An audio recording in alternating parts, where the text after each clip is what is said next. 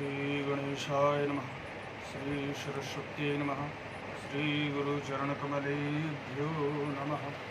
कृष्णाय वासुदेवाय हरे परमात्मने प्रणतक्लेशनाशाय गोविन्दाय नमो नमः। जय श्री राधे, जय श्री कृष्ण। आज की श्रृंखला में बड़ा ही प्यारा चरित्र। किसी भक्त ने एक संत से प्रश्न पूछा, महाराज जब ठाकुर जी ही सब कुछ करते हैं तो क्या हमारे केवल अच्छे कर्म को ही ठाकुर जी करवाते हैं या बुरे कर्म भी? तो संत ने कहा, भैया देखो, जब व्यक्ति अच्छे कर्म करता है तो उसको अपने मन में प्रसन्नता होती है, और जब बुरे कर्म को करने जाता है तो उसका मन एक दफे उसको जरूर रोकता है। तो मतलब भगवान उसको बुरे कर्म को रोकने की भी प्रेरणा देते हैं। बस अब उसको बुद्धि विवेक के साथ विचार करना है कि उसको वह कर्म करना है या नहीं करना है। अथवा एक बात इसमें ये लगाई जा सकती है कि हम अच्छे कर्म करते हैं तो अपनी वाहवाही लेते हैं कि महाराज हमने अमुक कार्य को किया और बहुत अच्छा किया हमने, और इसमें इतना हमारा नाम हुआ। तो अच्छे कर्म को किया तो महाराज उसको अपना यश समझते हैं, और बुरा कर्म हो गया तो महाराज उसको ठाकुर जी का बोलते हैं, ठाकुर जी ने ऐसा करवा दिया, भगवान ने ऐसा करवा दिया। तो नारायण ऐसा नहीं है। या तो फिर आप एकदम ठाकुर जी के प्रति ही आश्रित हो जाइए, या फिर अपने बुद्धि विवेक के द्वारा, क्योंकि विवेक के द्वारा जब आप करोगे कोई कार्य, बुद्धि तो एक दफे को, मन एक दफे को महाराज आपको धोखा दे सकता है, परंतु जब विवेक रूपी ज्ञान के साथ आप किसी कार्य को करेंगे, विवेक के द्वारा करेंगे, तो महाराज उस कार्य में आपको सावधानी रहेगी। तो इसी बात पर बड़ा ही प्यारा एक चरित्र सुनाया संत ने। बोले, एक बार की बात है, एक ब्राह्मण देवता थे, बहुत पढ़े लिखे थे, बहुत पढ़े लिखे, शास्त्रों का धर्म का उनको बहुत अच्छा ज्ञान था। तो उन्होंने महाराज उनसे एक अपराध हो गया। बोले, अपराध क्या हो गया उनसे?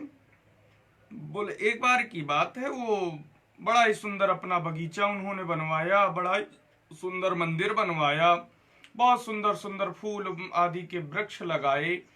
तो एक बार एक गैया आई, और गैया जब आई तो गैया को भगाने के चक्कर में उन ब्राह्मण देवता से एक पत्थर उन्होंने उठाया और उसको गाय को मारा।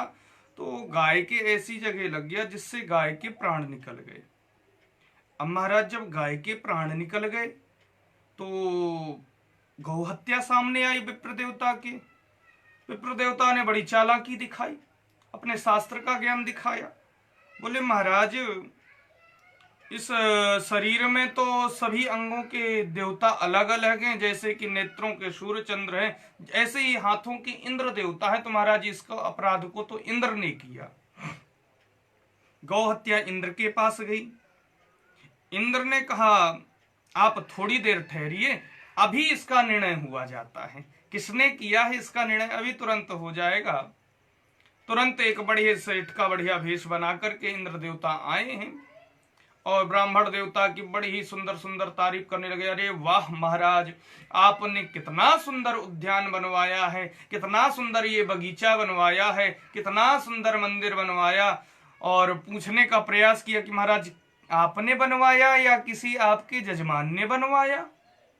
महाराज अब तो ब्राह्मण देवता फूले नहीं समाते हैं और कहते हैं, महाराज इसको मैंने बनवाया, इसको मैंने बनवाया, अमुक कार्य को मैंने किया। तो महाराज शेठ जी के वेश में जो इंद्र देवता थे बोले, गौ हत्या? बोले, मैंने की। तुरंत आकर के गौ हत्या पकड़ ली। तो अब यहाँ ये बात सिद्ध होती है कि या तो हम संपूर्ण समर्पण ठाकुर जी के प्रति ही कर दें कि नाथ जैसा भी हूं तैसा आपका हूं, अच्छा हूं, बुरा हूं, भला हूं, कैसा भी हूं आपका हूं, तब तो बात बन सकती है। अथवा दो नौका में पैर रखने पर बात नहीं बनेगी।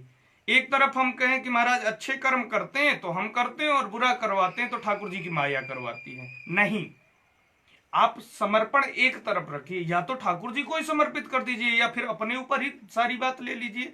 तो इसलिए भगवत आश्रित होने में अधिक फायदा है। जब भगवत आश्रित रहेंगे तो एक दफे को हमारा मन गलत कार्यों को करने से रुकेगा। गुरुजनों के आश्रित रहेंगे तो महाराज हमारा मार्गदर्शन होगा। इसलिए सदगुरु का और महाराज बड़े ही सुंदर शास्त्रों का स्वाध्याय, चिंतन, मनन और गुरुजनों की बातों पर अमल, ये करने पर हमारे महाराज कर्म सुधर सकते हैं। ऐसी सभी से प्रार्थना कि महाराज भगवत आश्रित रहिए और अपने घर पर रहिए, सुरक्षित रहिए। जय श्री राधे, जय श्री कृष्ण।